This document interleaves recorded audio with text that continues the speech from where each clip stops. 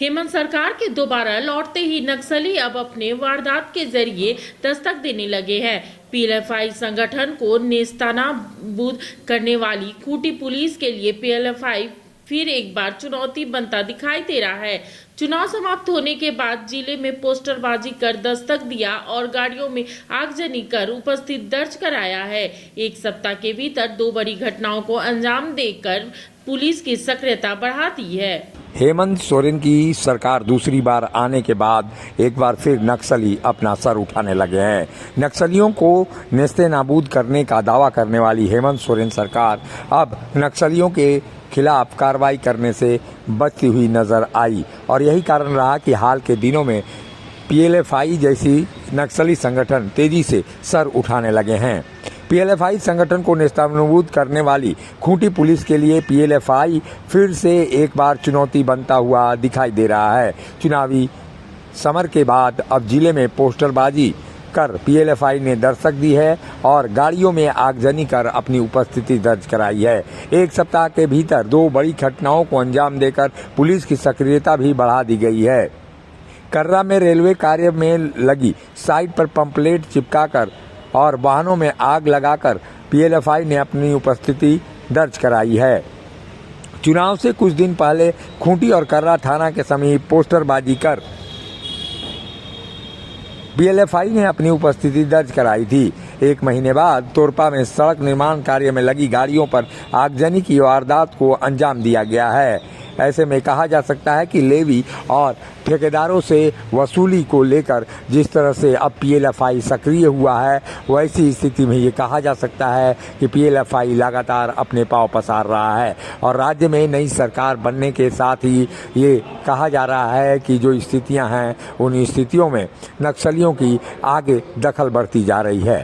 देखिए, पीएलएफआई पहले जो यहाँ पे स्ट्रक्चर इस तरीके का था, जिस तरीके से एरिया कमांडर्स और जोनल कमांडर्स हुआ करते थे।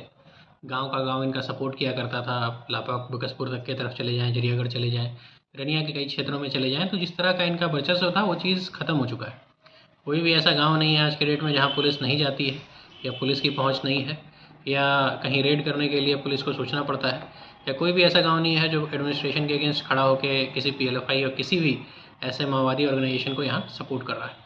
तो पुलिस की पहुंच बहुत ज़्यादा बढ़ी है और इस तरह के ऑर्गेनाइज स्ट्रक्चर जो थे वो आज भी नहीं है। हाँ, छोटी मोटी घटनाएं जो हैं वो कहीं ना कहीं इनके जो आपराधिक गुर्गे हैं, आपराधिक लोग हैं, लड़के हैं, वो करते हैं। और इस तरह के कुछ पोस्टर्स भी हमारे खूंटी के इलाके में कुछ जगहों पे दिए गए हैं, कुछ कॉल्स भी लोगों को किए गए हैं, तो उसको हम लोग ट्रेस कर रहे हैं। और जो भी लोग इसके पीछे हैं और जो भी या तो नए लड़के हैं या तो जो भी पुराने लोग भी अगर इसमें इन्वॉल्व हैं, तो उन पर हम लोग सख्त कार्रवाई करेंगे और ये इंश्योर करेंगे कि पीएलएफआई का वो जो वर्चस्व था, वो जो कभी इस क्षेत्र में पकड़ हुआ करता था, वो पुनः किसी भी परिस्थिति में इस क्षेत्र में नहीं आए।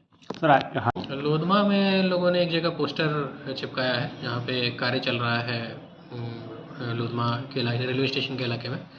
तो वहाँ पे भी हम लोग उस पर इन्वेस्टिगेट कर रहे हैं कि कौन लोग इसमें इन्वॉल्व हैं और सभी तरह के लोगों को लाकर पूछताछ भी कर रहे हैं। हम लोग उसका उद्भेदन करेंगे और उसमें जो भी लोग हैं उसकी भी गिरफ्तारी करेंगे। ये जो वहाँ पे कार्य चल रहा है उसके लिए अलग से हम लोग पुलिस फोर्स उपलब्ध कराए हैं ताकि जो भी कार्य है वो सुचारू रूप से चलता रहे और कोई तरह का डिस्टर्बेंस अगर कोई शरारती तत्व कर रहा है या फिर कोई पुराना काडर भी कर रहा है तो उस पर हम लोग लगाम लगा सकें।